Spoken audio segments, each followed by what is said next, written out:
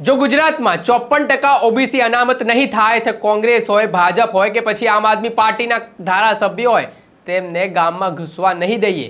આ શબ્દો છે ઠાકોર સમાજના આગેવાન નવગણજી ઠાકોરના. તેલંગાણા સરકારે જે ઓબીસી સમાજને અનામતને લઈને જે મોટો નિર્ણય લીધો છે તે બાબતે નવગણજી ઠાકોરે ગુજરાતમાં પણ આ મામલે ગુજરાત સરકાર મોટો નિર્ણય લે, હાલ જે અનામત છે તેને વધારીને 54% કરવામાં આવે તે પ્રકારની માંગ કરતા ફરી એકવાર ખળબડાહટ મચી ગયો છે. ત્યારે નવગણજી ઠાકોરે શું વાત કરી છે વિગતે. વૈષ્ણવજન તો તેને કહીએ જે પીડ પરાઈ જાનાને રે. નમસ્કાર દર્શક મિત્રો, નવજીવન ન્યૂઝમાં આપનું સ્વાગત છે. હું છું ફૈઝાન.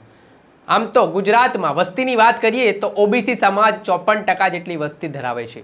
એટલે સૌથી વિશાળ સમાજ એ ઓબીસી સમાજ છે ને ઓબીસી અનામતને લઈને અવારનવાર જે ટકાવારી છે અનામતની તે વધારવામાં આવે તે પ્રકારની માંગ ઉઠતી હોય છે.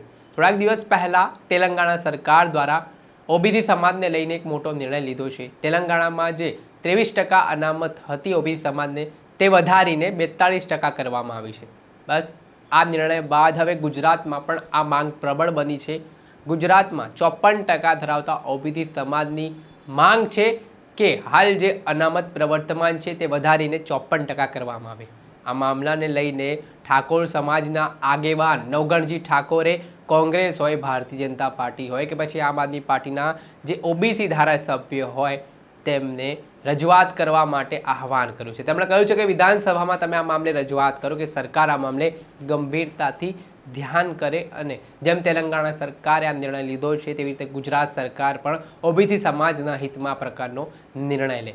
સાથે જ તેમણે ચીમકી પણ ઉચ્ચારી છે કે જો આ ધારાસભ્યો કોઈ પણ પાર્ટીનો હોય, ઓબીસી સમાજમાંથી આવતા હોય ને ઓબીસી સમાજનો અવાજ નહીં બને તો તેમને ગામમાં પણ ઘૂસવા નહીં દઈશું. પહેલાં તો આ મામલે શું ચીમકી આપી રહ્યા છે નવગણજી ઠાકોર તેમના જ મોઢે સાંભળી લો. સમગ્ર ગુજરાતના ઓબીસી સમાજને મારા નવગણજી ઠાકોરના પ્રણામ અને વંદન. ગઈકાલે ભારત દેશમાં તેલંગાણા રાજ્યની અંદર ઓબીસી અનામત 23% હતી એ તેલંગાણા સરકારે વધારીને 42% કરી છે. તો તેલંગાણા રાજ્ય ભારત દેશનું રાજ્ય છે. તેલંગાણાની પેટર્ન મુજબ ગુજરાતમાં ઓબીસી સમાજની 54% વસ્તી છે તો ગુજરાતમાં પણ ઓબીસી સમાજની 54% અનામત થવી જોઈએ. અનામત વધારવી કે ઘટાડવી એ સંપૂર્ણ પાવર રાજ્ય સરકારનો છે. એટલે સમગ્ર ગુજરાતના કોંગ્રેસ, ભાજપ અને આમ આદમી પાર્ટી ત્રણેય પાર્ટીઓની અંદર જે ઓબીસી સમાજના ધારાસભ્યો ચૂંટાયેલા છે તેમને હું અપીલ કરું છું કે વિધાનસભાનું સત્ર હાલ ગુજરાતમાં ચાલુ છે. આવતીકાલે વિધાનસભામાં બિલ લાવી અને ગુજરાતમાં ઓબીસી સમાજની 54% અનામત કરો તેવી મારી માગણી છે. સમગ્ર ગુજરાતના ઓબીસી સમાજના તમામ સામાજિક આગેવાનો, તમામ રાજકીય લીડરો, તમામ યુવાનો, વિદ્યાર્થીઓ, સરકારી કર્મચારીઓ, સામાજિક આગેવાનો સૌને હું અપીલ કરું છું કે અન્ય રાજ્યોની અંદર ઓબીસી સમાજને ખૂબ લાભ મળે છે. ગુજરાતની અંદર ઓબીસી સમાજને અન્યાય થાય છે. એટલે કોંગ્રેસ, ભાજપ અને આમ આદમી પાર્ટી ત્રણ પાર્ટીઓની પરીક્ષા લેવાનો સમય આવ્યો છે. આ ત્રણ પાર્ટીઓ વાળા વાતો કરે છે કે અમે ઓબીસી સમાજના સમર્થક છો, ઓબીસી સમાજના હિતની વાત કરો છો. જો એ આપણી ઓબીસી સમાજનું હિત ચાહતા હોય, એ ઓબીસી સમાજનો વિકાસ કરવાની તેમની ભાવના હોય, ઓબીસી સમાજની પ્રગતિ કરવાની તેમની ભાવના હોય તો વિધાનસભામાં 54% ઓબીસીનું બિલ લાવી અને ગુજરાતમાં ઓબીસીને 54% અનામત મળે તેવી માગણી કરો. અને તે લોકો મીઠી મીઠી વાતો કરીને તમને બનાવે, ફોહલાવે તો ચોખ્ખા શબ્દે ગુજરાતીમાં કહી દો કે ગઈકાલે તેલંગાણા રાજ્યની અંદર ઓબીસી સમાજની 23% અનામત હતી એ તેલંગાણા સરકારે વધારીને 42% કરી છે.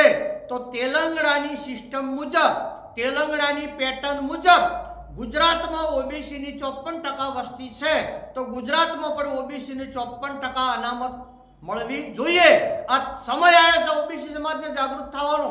કોંગ્રેસ, ભાજપ, આમ આદમી પાર્ટી અને સામાજિક લીડરોની ગુલામી છોડો તમારા આવનારા ભાવિ પેઢી માટે, તમારા બાળક માટે, તમારા દીકરા દીકરીઓ માટે જાગૃત બનો.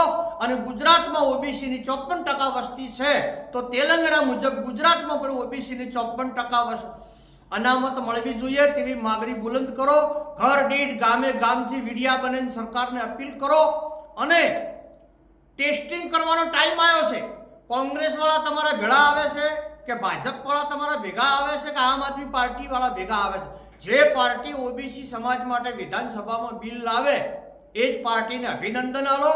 અને જે પાર્ટી તમને મીઠી મીઠી વાતો કરીને ફોહલાવે એને ગામમાં ઘૂસવા દેશો મત. જાગૃત બનો, શિક્ષિત બનો અને તમારા હક અને અધિકાર માટે લડો તેવી હું વિનંતી કરું છું. આપ સૌને મારા નવગણજી ઠાકોરના પ્રણામ અને વંદન. સમય આવ્યો છે, જાગૃત બનો, અવાજ ઉઠાવો.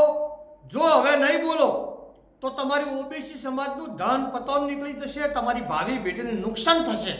અન્ય રાજ્યોની અંદર ઓબીસીમાં અનામત વધે તો ગુજરાતમાં 54% આપણી વસ્તી છે, 54% અનામત મળવી જોઈએ, મળવી જોઈએ, મળવી જોઈએ તેવા દૃઢ સંકલ્પ સાથે આપ સૌ આ અવાજમાં ગભેથી ગભો મિલાવો. મને સાથ આલો. સૌને જય જય ગરવી ગુજરાત.